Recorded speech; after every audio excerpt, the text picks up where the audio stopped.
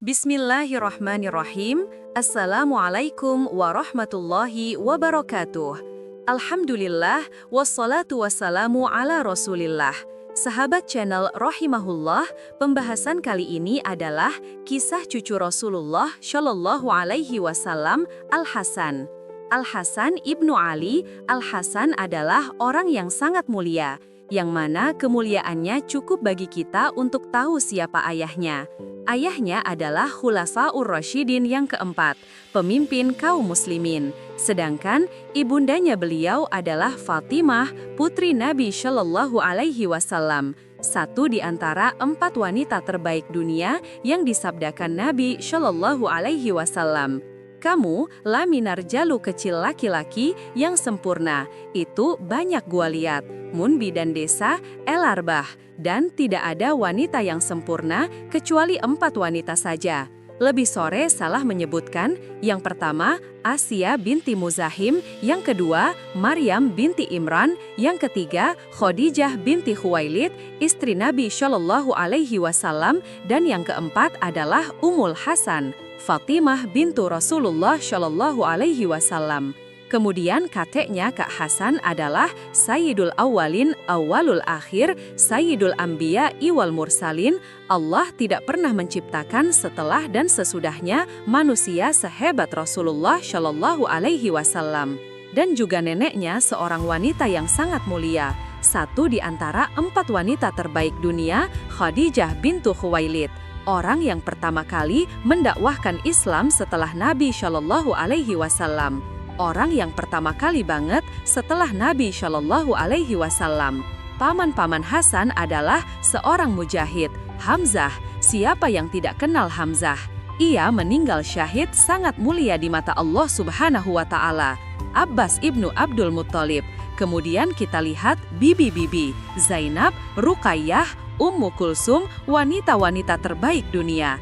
Bahkan asap yang lebih mulia mana lagi, semulia Hasan ibnu Ali, radhiyallahu anhum. Adapun kunyah beliau adalah Abu Muhammad, karena salah satu putra beliau diberikan nama Muhammad ketika Fatimah radhiyallahu anha melahirkan Hasan, bahkan memberi nama Hardani. Di dalam riwayat ada juga yang mengatakan Hamzah, tapi Nabi Shallallahu Alaihi Wasallam kemudian mengganti nama itu. Kata Nabi Shallallahu Alaihi Wasallam, gantilah nama itu dan berilah nama anak ini menjadi Al-Hasan. Jadi fase adalah nama yang diberikan Nabi Shallallahu Alaihi Wasallam.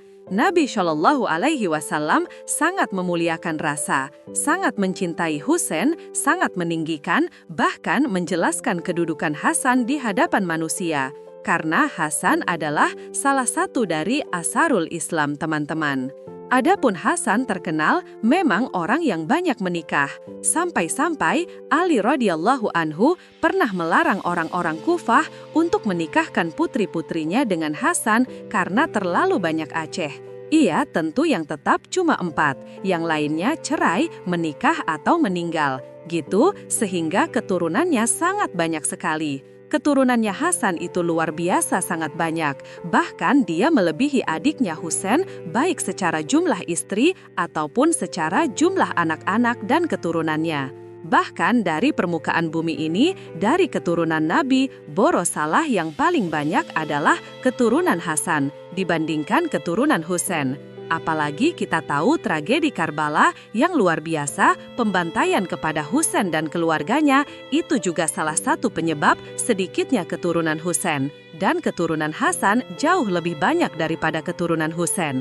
Hasan adalah salah satu cucu Nabi Shallallahu Alaihi Wasallam yang disebut dengan cucuk yang paling disayangi Nabi Shallallahu Alaihi Wasallam. Saking sayangnya Nabi sama sampai suatu ketika Nabi Shallallahu Alaihi Wasallam itu naik ke atas mimbar sedang berceramah. Ya, tiba-tiba dia melihat Hasan dan Husain yang sedang berlari. Padahal pada saat itu Rasul sedang berceramah. Bahkan Nabi Shallallahu Alaihi Wasallam tidak sabar melihat kelucuan Hasan dan Husain. Turunlah Nabi dari mimbar, kemudian menggendong Hasan dan Husain, kemudian naik lagi ke atas mimbar. Hai, tiba-tiba Nabi Shallallahu Alaihi Wasallam mengatakan, Sodaqallahul azim, inna ma'al walakum wa aulakum fitnah. Sungguh, benar apa yang difirmankan Allah Subhanahu wa Ta'ala, sesungguhnya harta kalian dan anak-anak kalian adalah fitnah. Termasuk aku terkena fitnah itu. Aku tidak sabar dengan Hasan dan Husain, saking cintanya Nabi Shallallahu Alaihi Wasallam. Bahkan dalam riwayat, Nabi Shallallahu Alaihi Wasallam pernah memanggil Hasan. Ada yang mengatakan Zaid ibnu Haritsah. Kemudian Nabi Shallallahu Alaihi Wasallam mengatakan, Inni uhibbuhuma, fa uhibbuhuma, bahwa sesungguhnya aku mencintai keduanya, maka cintailah keduanya. Wahbib bani ayuhibbuh, dan cintai terhadap orang yang mencintai keduanya. Subhanallah, Nabi Shallallahu Alaihi Wasallam sangat mencintai Hasan, sangat mencintai Husyu, sampai-sampai Nabi Shallallahu Alaihi Wasallam mengatakan, Inni uhibbuh, saya sangat mencintainya, maka cintai dia, dan cintailah orang yang mencintainya. Sampai-sampai suatu ketika Nabi Shallallahu Alaihi Wasallam sedang sholat, kemudian Hasan dan Husain naik di pundak Nabi Shallallahu Alaihi Wasallam. Sampai Rasulullah Shallallahu Alaihi Wasallam ketika itu dalam posisi sujud. Lama dia bangkit dari sujud, sehingga kemudian setelah bangkit dari sujud, tiba-tiba selepas sholat, sahabat bertanya, atau sujudun kaya Rasulullah, engkau sudah memanjangkan sujudnya dan takut kalau ada perkara lain atau turun wahyu kepada Anda. Lebih Shallallahu Salam, bahkan Nabi mengatakan, tidak, sesungguhnya cucuku berada di pundakku, dan aku tidak hendak mempercepat sujudku sampai kehendak keduanya merasa puas, dan dia turun sendiri dari pundakku. Subhanallah. Inver para nabi, pemimpin umat, sayang betul kepada Hasan dan Husain. Luar biasa sayangnya Nabi Shallallahu Alaihi Wasallam. Bahkan sayangnya Nabi Shallallahu Alaihi Wasallam, Rasul menjelaskan posisi Hasan dan Husain di hadapan manusia. Sampai-sampai Nabi mengatakan, Al-Hasan wal Husain sayyida syababi ahlil jannah, bahwa Hasan dan Husain adalah pemimpin bagi kalian, para pemuda kelapis sorga. Subhanallah, Nabi Shallallahu Alaihi Wasallam sudah mengatakan pemimpin, hai, padahal masih kecil, masih imut-imut, masih lucu-lucunya. Tapi Nabi Shallallahu Alaihi Wasallam sudah mengatakan, Hasan dan Husain adalah pemimpin kalian, pemimpin para pemuda di sorga. Ia sebagaimana ibundanya Fatimah, pemimpin para wanita di sorga, maka Hasan pun salah satu pemimpin para pemuda di sorga. Walaupun demikian teman-teman, video Pantun tidak hidup lama dengan Rasul Shallallahu Alaihi Wasallam. 6 bulan setelah wafatnya Nabi Shallallahu Alaihi Wasallam, maka ibunda Hasan, Fatimah, ikut menyusul wafat dan meninggalkan putra-putrinya menjadi yatim sebagaimana kakeknya Nabi Shallallahu Alaihi Wasallam yatim. Dan juga ibundanya maka Hasan pun sama, harus merasakan ditinggal salah satu orang tuanya, ibunda tercintanya Fatimah bintu Rasulullah Shallallahu Alaihi Wasallam. Wassalam, maka Hasanun tumbuh dewasa di tengah bimbingan Ali radhiyallahu anhu, di tengah bimbingan para sahabat Nabi Shallallahu Alaihi Wasallam yang sangat mencintainya Abu Bakar, Umar, Utsman dan sahabat yang lainnya. Makanya Hasan terbentuk menjadi seseorang yang luar biasa ahli ibadah, seorang yang sangat waro, zuhud, bahkan sangat dermawan. Tapi khas bahwa dijelaskan, Has dan Ibnu Ali radhiyallahu anhu, dia pernah haji sampai 15 kali dengan cara jalan kaki dari Madinah ke Mekah. Walaupun dia bawa unta dengan segala perbekalannya, tapi unta itu tidak pernah ditungganginya. Dia hanya memegang warnanya kemudian berjalan dari Madinah ke Mekah. Dia ini menunjukkan kerendahan dirinya di hadapan Allah Subhanahu wa Ta'ala. Sungguh-sungguh dalam melaksanakan ibadah, dia betul-betul ingin berjihad dalam hajinya. Begitulah ibadah Hasan, teman-teman. Kalau kita melihat Hasan ibnu Ali, ini adalah manusia yang paling mirip dengan Nabi Shallallahu Alaihi Wasallam. Jadi hasil tuh sederhana loh, mirip sekali dengan Nabi Shallallahu Alaihi Wasallam. Sampai-sampai dijelaskan dalam sebuah hadis, dan itu menjelaskan adalah Ali radhiyallahu anhu sendiri. Ketika Ali radhiyallahu anhu mengatakan, siapa yang berkehendak untuk melihat manusia, hai yang paling mirip dengan Nabi Shallallahu Alaihi Wasallam dari leher, wajah dan juga rambut, maka lihatlah Hasan. Engkau akan melihat seolah-olah melihat Nabi Shallallahu Alaihi Wasallam dari leher, wajah ke atas. Tetapi kata Ali radhiyallahu anhu, barang siapa yang hendak melihat postur tubuh Nabi Shallallahu Alaihi Wasallam dari leher sampai ke kaki, maka lihatlah Husain. Jadi Hasan dan Husain itu kalau digabung seolah-olah orang melihat Nabi Shallallahu Alaihi Wasallam. Tetapi Hasan jauh lebih mirip dengan Rasul, baik akhlaknya, baik kebaikannya, baik karomahnya, dibandingkan Husain radhiyallahu anhuma. Ketika Abu Bakar As-Siddiq radhiyallahu anhu selepas sholat asar, kemudian berjalan bersama Ali radhiyallahu anhu, di tengah jalan dia melihat Hasan dan Husain layaknya anak-anak lari ke sana, lari ke sini sedang bermain dengan anak lain. Maka Abu Bakar langsung menangkap Hasan, kemudian meletakkan di bahunya. Kemudian yang mengatakan kepada Ali radhiyallahu anhu, Abisha bihun bin Nabi, Nasya bibayah. Seolah-olah Abu Bakar ingin mengatakan, sungguh Hasan lebih mirip dengan Nabi dibandingkan ayahnya. Ali LG mau tanya, maka Ali pun tersenyum membenarkan kata-kata Abu Bakar As-Siddiq radhiyallahu anhu. Kemudian ketika Abu Bakar meninggal dunia, ketika itu Hasan masih sangat kecil, karena ketika Abu Bakar meninggal, usianya Hasan masih 11 tahun. Global itu, kemudian masuk di masa Umar, dia hidup umur 11-20 tahun. Karena memang Umar cukup lama menjadi khalifah, hampir 10 tahun, maka Hasan mendapatkan kekhilafahan Umar ibnul Khattab radhiyallahu anhu. Dan antara Abu Bakar dan Umar, kedua-duanya dicintai oleh Hasan. Terbukti ketika dia menikah, kemudian banyak anaknya, sampai-sampai Hasan ketika punya anak namanya diberi nama Umar, Husain ketika punya anak diberi nama Umar, kemudian Ali, Zainal Abidin ketika punya anak diberi nama Ular, kemudian juga Musa Al-Kadim, cucu cicit Ali radhiyallahu anhu, ketika punya anak diberi nama Umar juga. Jadi bagaimana mungkin orang-orang Syiah Rafidhah, Syiah laknatullah, mereka mencela Abu Bakar dan Umar, sementara kedekatan Ali dan anak cucunya sedemikian dekatnya dengan Abu Bakar dan Umar, di mana akarnya orang-orang Syiah. Karena orang-orang Syiah membenci para sahabat, mereka mengelukkan Ali. Kalau memang mereka membenci Umar, kenapa nama itu melekat pada anak cucu mereka? Kemudian kenapa pula Umar menikah dengan salah satu putri Ali radhiyallahu anhu? Menunjukkan tidak ada masalah, yang masalah itu kalian orang-orang Wahab. Semoga Allah berikan hidayah kepada kalian. Dan kemudian di masa Utsman ibnu Affan radhiyallahu anhu, yang mana kita tahu bahwa ketika Ular meninggal dunia, usia Hasan itu 21 tahun, artinya sudah dewasa. Di zaman Utsman mengajarkan keberanian kepada Hasan dengan dilibatkan dia dalam terpara dalam peperangan. Maka Hasan pun dilibatkan dengan orang-orang besar, para mujahidin besar, seperti Abdullah ibnu Zubair, Abdullah ibnu Abbas, Abidzar Al-Ghifari, Abdullah ibnu Ja'far, dan sahabat-sahabat yang lainnya ya.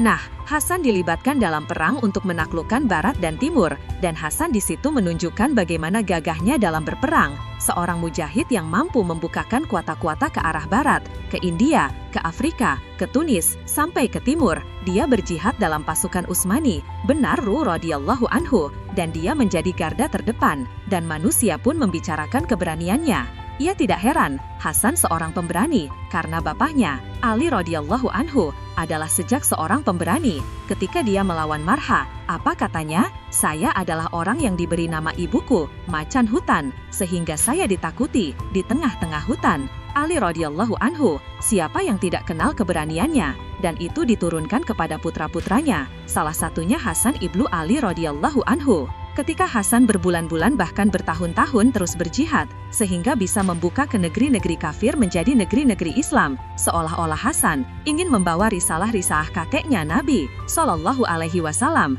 bahwa Islam ini bukan hanya dikuasai oleh orang-orang Mekah dan Madinah, tapi Islam ini milik seantero dunia. Itulah Hasan ibnu Ali radhiyallahu anhu, sahabat kiri channel rahimakumullah, ketika fitnah besar terjadi, yang mana kita tahu terbunuhnya Utsman bin Affan radhiyallahu anhu, ketika orang-orang Sabaiyah, pengikut Abdullah bin Saba dari Yaman, yang pura-pura masuk Islam, pada dia seorang Yahudi, mulai mengkritik pemerintahan Utsman, kemudian menghasut para pemuda Irak, menghasut para pemuda Kufah, menghasut para pemuda Mesir, sehingga ribuan berhasil dipengaruhi oleh Abdullah bin Saba, dan mereka mereka disebut kelompok Sabaiyah. Mulailah kemudian mereka bergerak untuk menumbangkan Utsman bin Affan ridho melakukan. Ketika terjadi fitnah yang luar biasa, karena terjadi fitnah itu di musim haji, rumah Utsman itu dikepung oleh orang-orang Sabaiyah, sementara sebagian tentara mereka sedang haji, karena mereka di musim haji, dan orang-orang yang melakukan demonstrasi ini juga mereka menggunakan pakaian ihram, seolah-olah mereka pergi haji,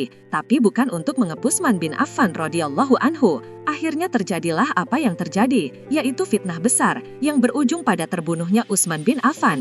Bagian lautanlah salah satu yang membela Utsman bin Affan radhiyallahu anhu ketika dikepung oleh orang-orang Sabaiyah ini adalah Hasan dan juga Husain. Dia berdiri di pintu, berusaha untuk menghalang-halangi orang-orang yang hendak menyakiti Utsman sampai terluka. Hasan, tetapi Allah takdirkan karena terlampau banyak pasukan Sabaiyah, akhirnya Utsman pun dibunuh. Secara tragis, after dark bisa apa-apa sampai Ali radhiyallahu anhu ketika mendengar Utsman meninggal dunia, marah di hadapan Hai dan mengatakan, "Dia Hasan, untuk hal-hal baik engkau berada di pintu Bekef, aku tidak Utsman.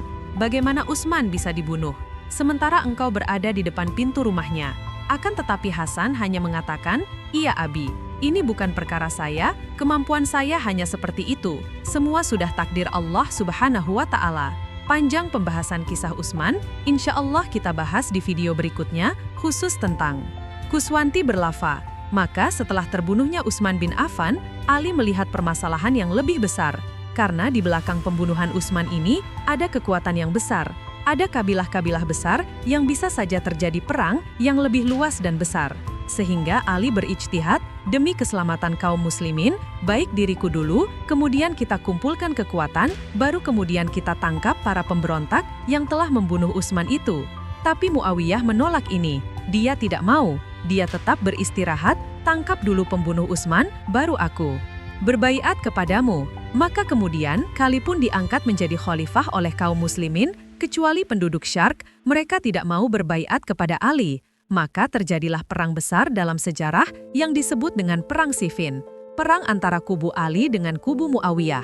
Banyak para sahabat meninggal dunia, sampai akhirnya terhentikan ketika sebagian pasukan yang mengacungkan Al-Quran, tanda perdamaian. Kemudian diutusnya dua sahabat yang mulia, Ahmad bin As dan juga Abu Musa al-Asy'ari, untuk berunding. Maka lahirlah kesepakatan bahwa tidak ada lagi peperangan. Maka pulanglah Lai Kufah. Sepulangnya Lai Kufah, banyak 12.000 lebih pasukan Ali keluar memberontak kepada Ali. Tidak setuju dengan cara Ali dengan menggunakan tahkim. Kemudian mereka mulai mencari-cari kesalahan Ali, Hai dan mengacakkan, "Kamu sudah kafir wahai Ali, karena Allah Subhanahu wa Ta'ala berfirman, "Waman lam yahkum bima anzalallah, faulaika humul kafirun." Barang siapa yang tidak berhukum dengan hukum Allah, maka dia kafir. Mulai mereka mengkafirkan Ali, bahkan berawal dari pengkafiran, berakhir dengan pembunuhan. Ketika mereka sudah membunuh Abdullah bin Khabbab bin Arab, kemudian Al-Imarah mendatangi pasukan yang besar di Nahrawan. Kemudian Ali mengatakan kepada mereka, "Siapa di antara kalian yang membunuh Abdullah bin Khabbab?" Rupanya orang-orang sepakat mengatakan, "Kulluna, kami semua yang membunuhnya." Ali semakin marah. Ia siapkan pasukan besar, kemudian bertempur habis-habisan melawan orang Khawarij di Nahrawan. La haula wala quwata illa billah. Asam ketika itu membantu ayahnya. Orang pemberani, walaupun pada tabiatnya, Hamser itu tidak suka menumpahkan darah.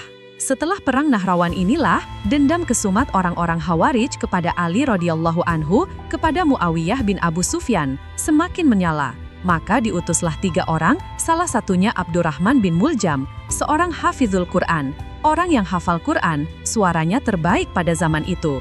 Abdurrahman bin Muljam, tetapi persis seperti yang disabdakan Nabi Shallallahu Alaihi Wasallam, ya khontul Al-Qur'ana da yujawi jauhan nadiroh. Mereka membaca Al-Quran, tetapi tidak sampai ke tenggorokan mereka. Akhirnya kemudian dalam satu waktu, di bulan Ramadan, ada 3 tokoh. Mereka disebutkan di sini, ada namanya Abdurrahman bin Muljam, kemudian ada yang kedua, Al-Barakah bin Abdillah, dan Amar bin Baksoaci, 3 orang. Ketiga orang ini sepakat, lebih baik kita bunuh saja orang-orang yang jadi penyebab Islam ini terpecah. Maka Abdurrahman bin Muljam berkata, "Saya akan membunuh Ali." Al-Barakah mengatakan, "Saya akan menemui Ba'ah." Amar bin Bakar berkata, "Seakan bunuh Amar bin Pas." Yang diincar mereka semua adalah sahabat-sahabat Nabi yang mulia. Lalu kemudian mereka berikrar bahwa tidak akan mundur apapun resikonya, sehingga mereka berhasil membunuh sasarannya masing-masing atau mereka yang terbunuh. Lalu mereka pun menyiapkan pedangnya dan menemuinya dengan racun.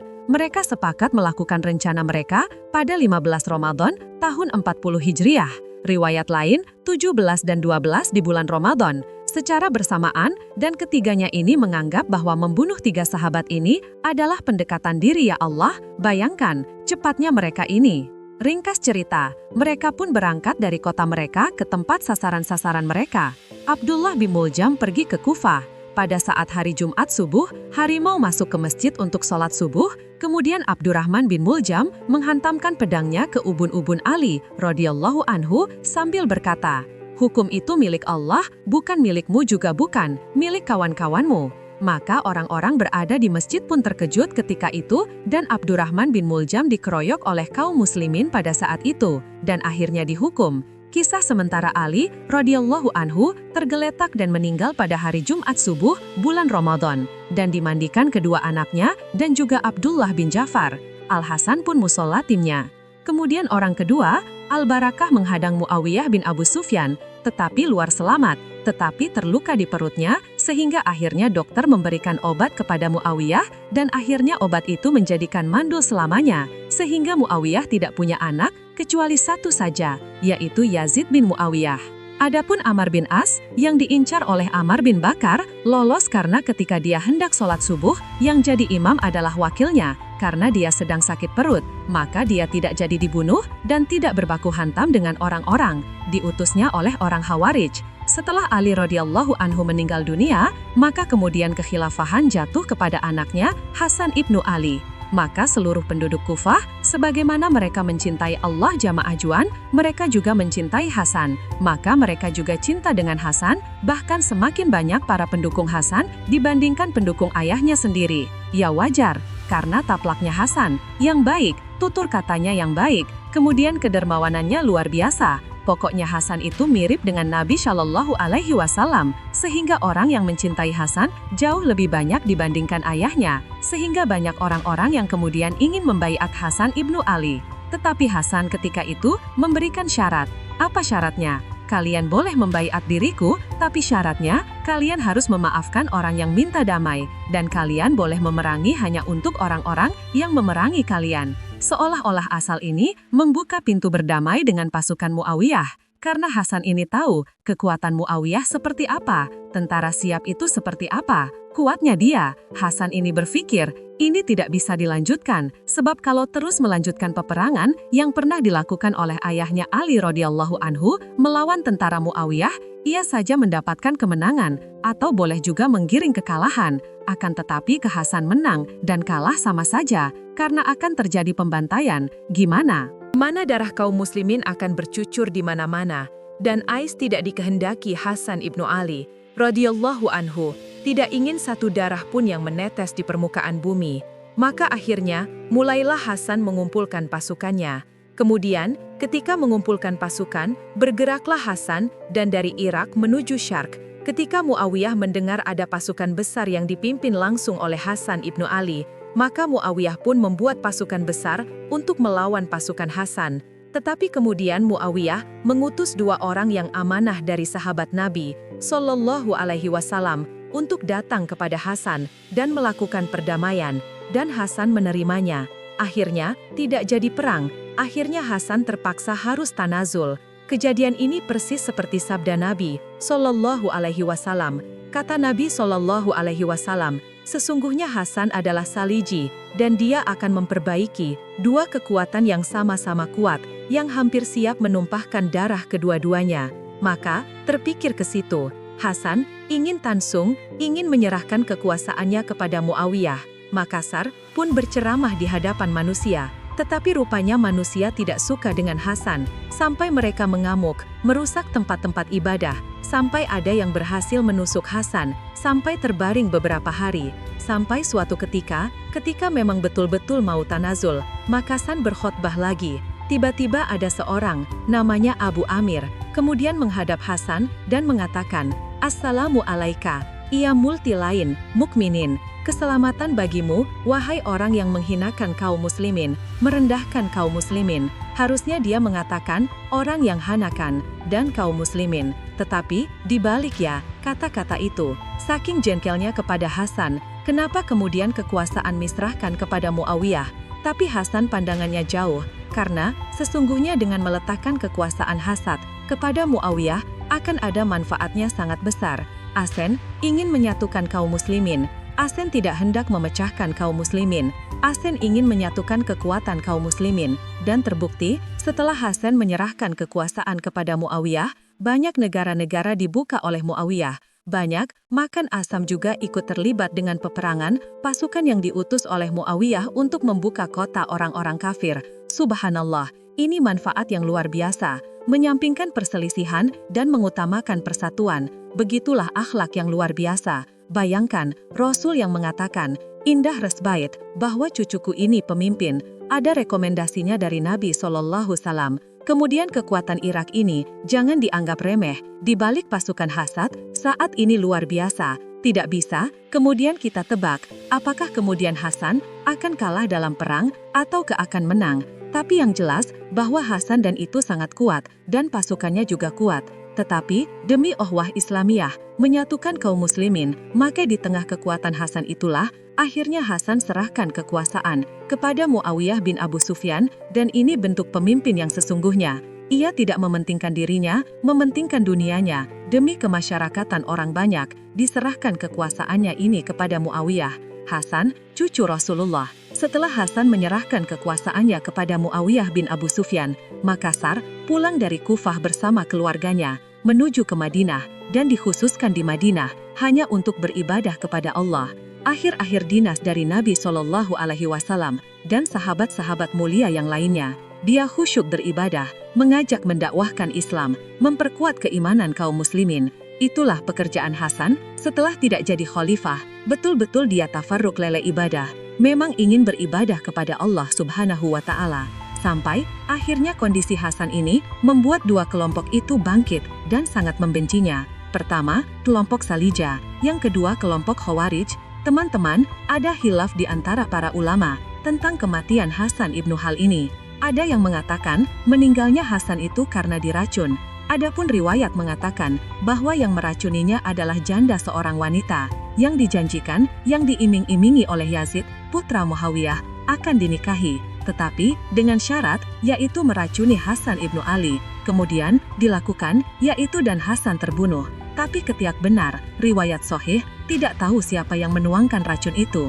Dan ada juga pendapat bahwa Hasan itu matinya secara wajah, layaknya manusia, mungkin sakit, tidak diracuni. Intinya, ulama khilaf tentang kematian. Allahu a'lam bisawab. Subhanakallahumma wa bihamdika, asyhadu an la ilaha illa anta, astaghfiruka wa atubu ilaih. Wallahu ta'ala a'lam. Wa sallallahu ala nabiyyina Muhammad wa ala alihi wa sahbihi wasalam. Wassalamualaikum warahmatullahi wabarakatuh.